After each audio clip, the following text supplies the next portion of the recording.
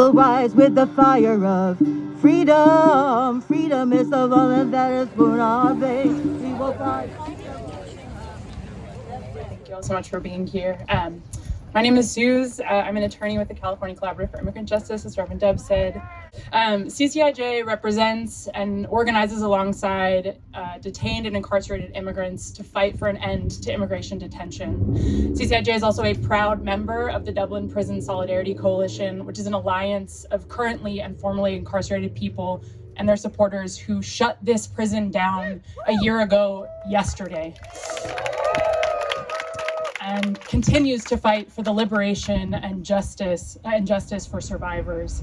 And I'm here today on behalf of the coalition and CCIJ to share a little bit of history about the prison that's behind us, to say no to ICE in Dublin and no to cages in our communities.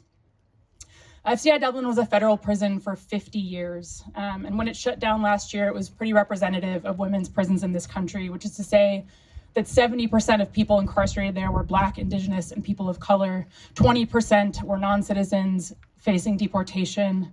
Nearly all were parents and caregivers. Nearly all were survivors of violence before they were incarcerated, and the majority were serving sentences for drug crimes. FCI Dublin has a long history of horrific violence and repression and neglect by jailers, and extraordinary resilience and resistance by incarcerated people. In the 1990s, FCI Dublin was known for housing organizers who were incarcerated for their political activities in the fights for Puerto Rican independence and Black liberation. In 1995, 3 women incarcerated in that prison brought a landmark civil rights lawsuit after guards let incarcerated men into their cells and sold access to them. Before there was PREA, the Prison Rape Elimination Act, there were the Lucas Rules, sexual abuse protections named for legendary organizer Robin Lucas, who is a named plaintiff in that case and a survivor of Dublin.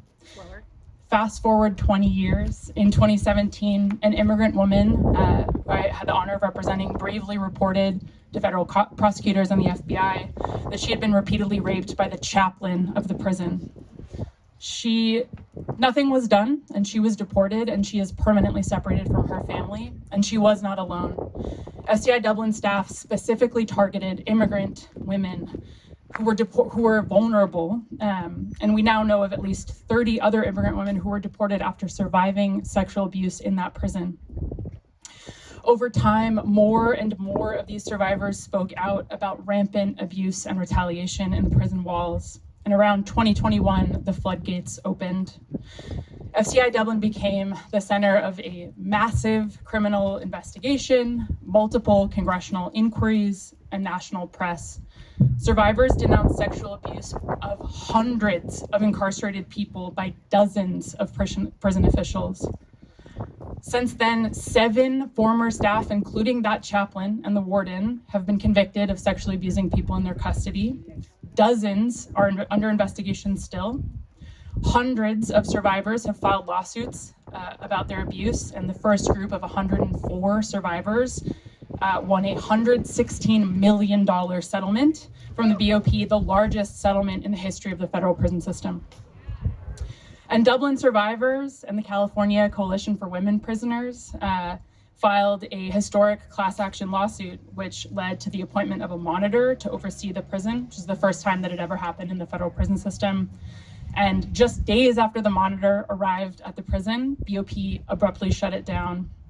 We stood here on this corner a year ago today as hundreds of people were moved out in buses and spread to prisons all over the country.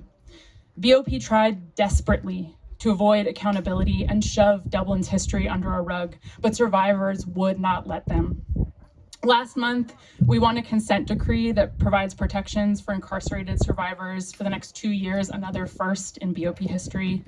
And as a result of this powerful survivor-led organizing, BOP announced that this prison will never reopen as a federal prison in December of 2024.